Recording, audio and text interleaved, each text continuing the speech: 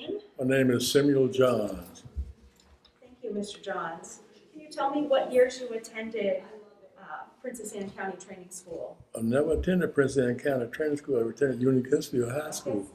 Same school, and that's what I was angry about because the year I went, that was the year they changed it to Kempsville. Okay, so what years did you attend Kempsville? 62 to 66. A lot of people still call it that, but anyway, it don't make no difference. Same thing, but it's just the stigma behind the name. All right, did you graduate? I graduated in 66. Can you tell us a little bit about your family? My mother and my father went here, but they didn't go to Kempsville. They went to Prince Anne County Training School. My dad, I think he come out in 1942, somewhere around that area. My mama come out in 1947. Like I said, I come out in 66. My sister come out in 67. My other sister went here one year, 67. That's when they integrated her. She went to First Colonia. After that, next year. So what was your educational experience before you attended Kempsville? What do you mean? Where did you go? I went to, what school I go? I went to SeaTac Elementary School. SeaTac Elementary, okay. And so what was your experience at Kempsville like? Well, it was good to me. I liked it. I liked school at the time. I liked the activities we had and the friends you meet, stuff like that. It was good. Do you remember your first day? Yeah, my first day we had a little thing. They were trying to make the guys wear dresses. What they call a greenhorn, make us greenhorn to try to initiate you. But it was all right. We put our little clothes on and put your little dress on top or something like that. And you get tired to take it off, but they couldn't make you wear it. They were just doing it. I guess it's some type of little form of hazing. It wasn't that rough stuff they got now. So how did you get to school? How long was your commute? I was living in SeaTac. When I moved to Great Neck. If you ever heard of Great Neck, right down from First Colonia. And we rode the bus from Great Neck to Kempsville, and I'm trying to think, we went down Great Neck Road, Virginia Boulevard at the time. There wasn't no interstate. We went on down there. Not terribly long, but not. No, well, it was long, but we didn't pay it attention because that was just a way of life. We were doing it. So what was a typical day like at Kempsville? Well, I don't know what they have in the day, but that day was all right. You just went to class and went on back to class. That was it. Until they had, sometimes if you had some little study time, you might go out and play basketball, but most of the time you had to go to study hall in the auditorium, like sitting in seats like that. Those seats that say they are. So what was your favorite subject in school? I don't know. Probably history. Okay. Make me happy. Who was your favorite teacher? I didn't really have a favorite teacher. I'm trying to think now. Then you came way back. I don't think I had a favorite teacher. All of them were right decent to me. So I didn't have any favorites. So could you tell me a little bit about what life was like for teenagers in Princess Anne County and Virginia Beach when you were growing up? Life was good, but you had to have a car. If you didn't live on the bus route, and very few of us lived on the bus route. When I was in SeaTac, the bus was on Virginia Beach Boulevard, and I was maybe about 2 or 3 blocks from that. But I had a car. I bought my car. I worked when I was in the 10th grade.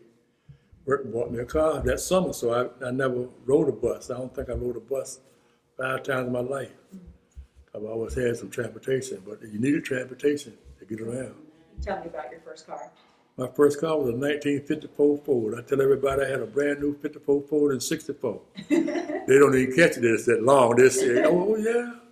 Then by the time I got to the 12th grade, I had a 59 Ford. And so we enjoyed our cars during that time. Mm-hmm. Nobody had new cars. We had them old cars and just fix them up. Then put a lot of money in this, make them look good. Put some rims or something on them like that, regular rims. So can you tell me a little bit about the kinds of classwork that you did at Kempsville? Did you have a lot of homework? I had a lot of homework. I mean, I did it all. Most of the time I waited, I got to school and did it on the bus because I played basketball a lot. But we didn't have a lot because, you got time to do some of it if you had some time. But that was it.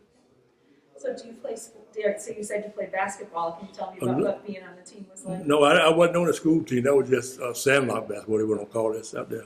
Okay. I didn't play on none of them because I didn't like those second or third string. If I couldn't make first string, I ain't play. Did you participate in any other clubs? I was in the band, that was it. Okay, what did you play? I played trumpet. Nice. So what did the band do? They played it football? Played football games, went to concerts. We had them, I think it was a concert, I'm trying to think what they call it. They called it something else though. Where all our schools around here competed. We had Crestwood, Norcom, Booker T, Union Kempsville, and a few other schools competed in the class and things like that. I don't even remember where it was, but I know we caught the bus there. So how important do you think was school spirit important to you and your classmates? Oh yeah, we got just as much school spirit now we had then because it took a school away from us, but we still got it. And that's what I like about Virginia Beach and the people that went to Union Kempsville. They're still pretty close right now when they have things.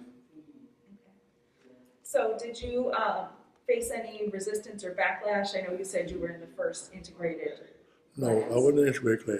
Okay. I think you were kind of confused when I changed the name. See, Union Kempsville, before it was Union Kempsville, was Prince Anne County Training School. Okay. So, yeah. But the Right, people yeah. built Prince Anne School, High School, after Union Kempsville, after Prince Anne County Training School was. They didn't want two schools. But so we had to change our name, knowing what they did to us back in those days. You didn't have no power, so they changed it to Union Kempsville. That's what I was telling you. Okay. That's why you got confused and I said I wanted to go to Union Kempsville. Same building, Same building. just different name, Okay. yeah. Because some people that graduated in '62, which was the last graduating class of Prince Anne County Training School, they said they went to Union Kempsville. And I said, no, you didn't. You know what? Yes, I did. You gonna tell me? I said, no, you went to Prince Anne County Training School. They started laughing at me. Oh, you're right, yeah. So did you face any resistance about going to high school in general or experience any discrimination when you were in high school? No, not in high school. Because it was all black. We didn't have anything white in high school. Not in high school, but. Do you feel like your school was properly funded? I know sometimes it's hard to remember as a teenager. Yeah, well, we had old stuff, but all through my school days, the whole 12 years in school, we had old buildings, old books. But most of our mom, I bought our books. We wasn't rich, but we bought our new books. I never used the used book, but and they had old desks. We had some desks that, like I said, my daddy come out in the 40s, and we had desks that they used, stuff like that. But we didn't pay no attention because we didn't know any better. We were trying to get them old desks. We had stuff you could hide them on. Like what? I don't know. That's anything you want to hide, you got to stick it underneath your desk, you know, Okay. not under the bottom. But in It was right in cubby. front of you in a cupboard holder, and you didn't find many just like that. Everybody tried to get one of those desks. I remember those desks too. Yeah, no, I ain't talking about no contraband. We didn't do that stuff. Hide candy and stuff. Yeah, anything you want, yeah. Okay. So can you tell me a little bit about what lunch and other breaks during the day were like? What did you guys do when you were in class? Oh, they was out there doing something, messing with the girls or doing something, but in lunch break, we had good lunches. I tell people about them now, they think I'm crazy. Lunch they called me 30 cents. When I was in elementary school, 20 cents, 25 cents, you bought a meal. But we had good lunches. They sold hot dogs and hamburgers on the side, you know, whatever. But the hot meal, you know, had a good hot meal. So they were pretty good. Did you all have gym class or other Yeah, we had gym class. Yeah. non-academic Yeah, subjects? we had school there. We even had us playing tennis sometimes, you know. They teach to play, they taught us a lot of that stuff. Tennis and soccer and stuff like that. We didn't have a soccer team. But we do that during the PA time, whatever they call it. And yeah, did you have music and art class as well, or? They had art classes and the music class and choir. Yeah, I was in the choir one year. Couldn't sing, but I was still in there. They had enough people to blend my voice out and drown it out. So can you tell me a little bit about your teachers? Did you have mostly African-American teachers? All African American teachers, yeah. What did it mean to you to have African-American teachers and administrators? I looked back at it and said it was a good thing because they cared about you and they made sure you got the stuff. And a lot of teachers I had taught my parents. So I couldn't act up in school. If they didn't teach my parents, they went to school with my parents. So you couldn't really do a lot of acting up when they called and tell it. Then you know what happened. We wouldn't get no timeouts. We had to go get our own whips. And that thing was a good thing because they didn't kill us. I'm still living. But they taught you better. You know how to do it. Is there anything else, a story you want to tell or that you like to tell about high school? No, I'll tell a little bit of my daddy's story. He didn't come, he couldn't make it. My dad is 98. And he had to drive a school bus. And they didn't give him good buses. They gave him the old ragged buses and didn't pay him. They relied on what, they would give them gas, but they relied on what the kids would get up, nickel, dime, or whatever, they put in their pockets. That's why I didn't know at the time, but why I really liked that time, because we had one school for us. And that's where everybody in Virginia Beach that's from my area, they knew everybody. And I used to wonder why when you go see somebody, they say, what's your name? And I tell them my name. Oh, you so-and-so son. And I go home and ask Daddy, how do people know you? And all that. He said, man, everybody know everybody. He didn't explain it to me right, but you had that one school, and most of the time the little churches they had during that time, they always mingled and stuff. So that's why most people from Virginia Beach, Prince and Canada rather, knew everybody, that's from there. And right now I know everybody, if they're from there, been there, or went out of school, if I don't know them, I know their family. Yeah, so a lot of people that come since then, moved from other places. I don't know, but it was nice then. So now people think it was bad, but I thought it was good for us because we had our own little beaches. We didn't have no racial problem there because everybody looked alike. We had Seaview, and that was a wonderful beach to me. Seaview and Parker's Beach was a beach right beside it. But Parker's Beach, you just park, and you go in the water and swim. And a lot of guys would just sneak on over to Seaview, because Seaview did have something. We thought it was a whole lot of stuff, because we didn't go to them other parks. We had a little roller, no, we didn't have a roller coaster. We had bumping cars, little boats, and the biggest thing we had was the swings and the Ferris wheel, and a little game arcade. It was real nice. Real nice. People go out there and they will bring their lunches, bring their dinner. They would make little tents out of sheets and sticks and stuff, and get hot. They climb in there and go in the sun. So it was really nice back there. Sounds like fun. It was, to me it was really fun. I missed those days. I tell you the truth, it's not about university, but I went to a trip down in Florida. Really went to Kempsville, Georgia when I was working. Went to a beach called Fernandina Beach. It was a black beach. And it brought back memories to me. This was in '82, because they had a beach like that, but they had a dance hall. That was the biggest thing they had for us, dance hall, and they cooked that chicken. You could smell that chicken everywhere. But they had a beach. That beach water would go way out. People would park out where the water was. They would come get the car. It would float on out. But it was real nice back in them days.